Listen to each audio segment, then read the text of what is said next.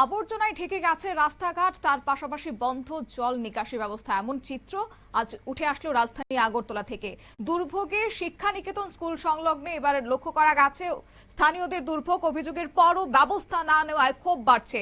বর্ষায় নোংরা পরিবেশে স্বাস্থ্য ঝুঁকির আশঙ্কা এখন তীব্র হচ্ছে। বিস্তারিত জানবো, সঙ্গে যুক্ত হয়েছে বার্তা সম্পাদক দেবব্রত চক্রবর্তী। দেবব্রত, বিষয়টা যদি বিস্তারিত তুলে ধরো।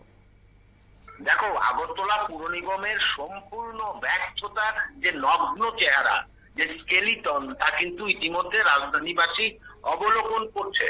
আর গোটা আগরতলায় একসঙ্গে তোমার এই বক্স কালভার্ট নির্মাণ করার ক্ষেত্রে যেভাবে গর্তখানা খন্ড তৈরি করে দুর্ঘটনা প্রবণ এলাকা হিসাবে আগরতলাকে চিহ্নিত করছে, তা কিন্তু রীতিমতো উদ্বেগের বিষয়। পাশাপাশি আবর্জনা পরিষ্কার হচ্ছে না এবং বিভিন্ন ক্ষেত্রে জল নিষ্কাশনী ব্যবস্থা বন্ধ হয়ে আছে। বর্ষা এসে গেছে, ঠিক এমনই অবস্থা।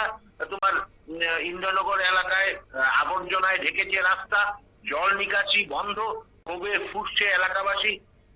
ঘটনা আগরতলা পুর নিগমের 7 নম্বর ওয়ার্ডের অন্তর্গত ইন্দ্রনগরের যে শিক্ষা নিকেতন স্কুল সংলগ্ন এলাকায়, সেই এলাকায় এখন দমবন্ধকর পরিস্থিতি। দীর্ঘদিন ধরে রাস্তার পাশে জমে থাকা নোংরা আবর্জনা এখন স্থানীয়দের জন্য বড় সমস্যার কারণ হয়ে দাঁড়িয়েছে। বন্ধ হয়ে গেছে জল নিষ্কাশনী ব্যবস্থা। বর্ষার বৃষ্টিতে নর্দমার ময়লা ও আবর্জনা রাস্তা জুড়ে ছড়িয়ে পড়ছে, ফলে এলাকা জুড়ে তৈরি হয়েছে অস্বাস্থ্যকর পরিবেশ। স্থানীয়দের অভিযোগ, বহুবার আগরতলা পুর নিগম কর্তৃপক্ষকে বিষয়টি জানানো হলেও সমস্যার স্থায়ী কোনো সমাধান গ্রহণের উদ্যোগ নেওয়া হয়নি। দিনের পর দিন একই অবস্থা চলতে থাকায় সাধারণ মানুষের ক্ষোভ ক্রমশ বাড়ছে। স্কুলের ছাত্রছাত্রী, অভিভাবক এবং পথচারীদেরও চরম দুর্ভোগ পোহাতে হচ্ছে। প্রশ্ন উঠছে, শিক্ষা প্রতিষ্ঠানের পাশেই যদি এমন নোংরা পরিবেশ থাকে, তাহলে কিন্তু একটা স্বাস্থ্যবিধি রক্ষা হবে কিনা, এমন একটা প্রশ্ন কিন্তু তৈরি হয়েছে। বারবার অভিযোগের পরও কেন কার্যকর ব্যবস্থা নেওয়া হচ্ছে না? জল নিকাশি ব্যবস্থা সচল রাখতে পুর নিগমের নজরদারি কোথায়? জনগণের তোমার নির্বাচিত প্রতিনিধি হিসেবে স্থানীয় কর্পোরেটর জয়া ধানুকের ভূমিকা নিয়েও প্রশ্ন তুলেছেন স্থানীয় বাসিন্দারা। বর্ষা যত বাড়ছে ততই বাড়ছে সমস্যা ও জনদুর্ভোগ।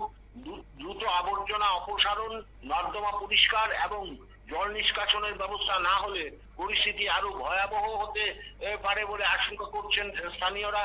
এখন দেখার বিষয় প্রশাসনের এবার টনক ধরে কিনা, তারা কি উদ্যোগ গ্রহণ করে।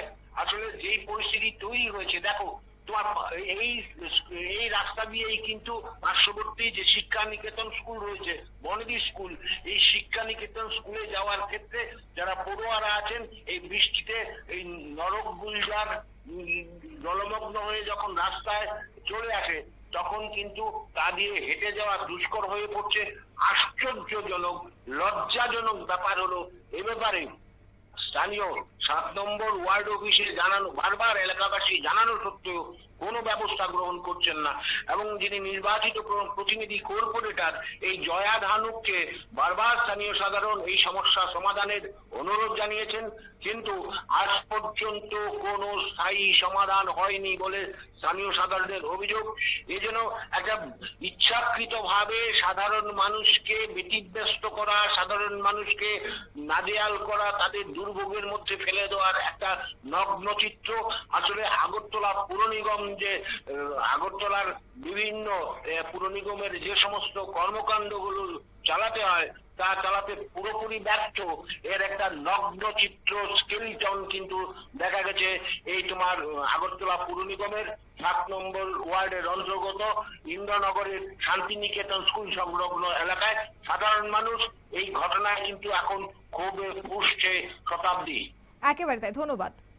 অর্থাৎ শিক্ষা নিকেতন স্কুল সংলগ্ন এলাকায় এমন চিত্র আজ ধরা পড়েছে, যেখানে পৌর নিগম বারবার বলতে শোনা যায় যে তারা নিগমবাসীর জন্য বারবার তারা সক্রিয় ভূমিকা পালন করছেন, পদক্ষেপ নিচ্ছেন, সেখানে পরিষেবা দিচ্ছেন।